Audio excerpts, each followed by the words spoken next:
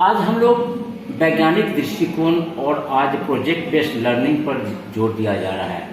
आज के इस वैज्ञानिक युग में हम एक शिक्षक होने के नाते और एक बुद्धिजीवी होने के नाते यह आवश्यक है कि हमारे आसपास की छोटी छोटी घटनाओं हैं उससे जोड़ते हुए वैज्ञानिक दृष्टिकोण विकसित करना। विज्ञान शिक्षक का मूल उद्देश्य है कि हमारे बच्चों में वैज्ञानिक दृष्टिकोण का विकास हो, उसमें आलोचनात्मक सोच चिंतन का विकास हो, बच्चे अपने आसपास होने वाले घटनाओं से विज्ञान को जोड़कर देखें और अंत में जितने भी विज्ञान के प्रयोग है वह मानव कल्याण के लिए है, इसे बच्चे आत्मसात करें।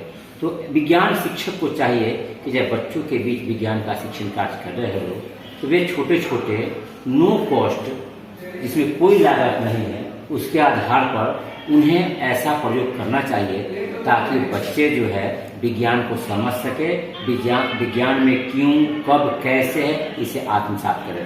तो आइए सबसे पहले हम जानेंगे कि देखते हैं जब आग लगती है घर में तो हम बच्चों को कहते हैं कि आप रेंग करके निकलो, आप सतह से निकलो।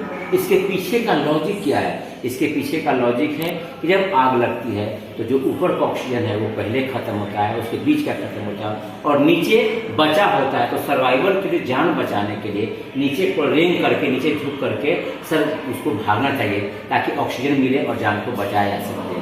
तो चलिए अब किस लेयर में कितना ऑक्सीजन है, पहले किस लेयर में ऑक्सीजन का लेयर कहाँ है और कैसे कंज्यूम होता है, इसको एक छोटे से प्रयोग से हम जानते हैं। सबसे पहले क्या करेंगे कि ये देखिए मैं 3 साइज का 3 आकार के मोमबत्ती को लिया है और इस तीनों आकार के मोमबत्ती को हम बारी बारी से जलाएंगे। देखिए ये तीनों मोमबत्ती जल गया है। इसके बाद हम क्या करेंगे कि एक कांच की बर्तन से इसे हम ढकेंगे और हम यह देखेंगे कि कौन सा बत्ती, कौन सी मोमबत्ती पहले बुझती है।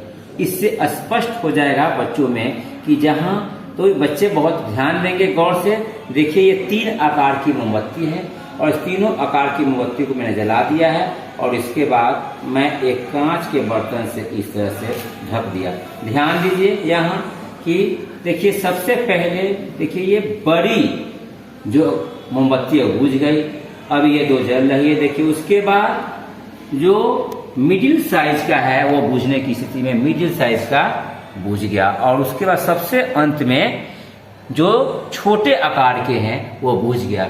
इससे यह स्पष्ट हो गया कि जो बड़े आकार के थे वहां जब तक ऑक्सीजन उपलब्ध थी वह मोमबत्ती जली, वहां ऑक्सीजन खत्म हो गई, मोमबत्ती बुझ गई। उसके बाद जो मझोले आकार के हैं यहाँ जब ऑक्सीजन थी ये जल रहा था, यहाँ खत्म होने के बाद नीचे तब तक थी, नीचे तब तक ऑक्सीजन का लेवल था, इसे नीचे वाला सबसे अंत में झुका।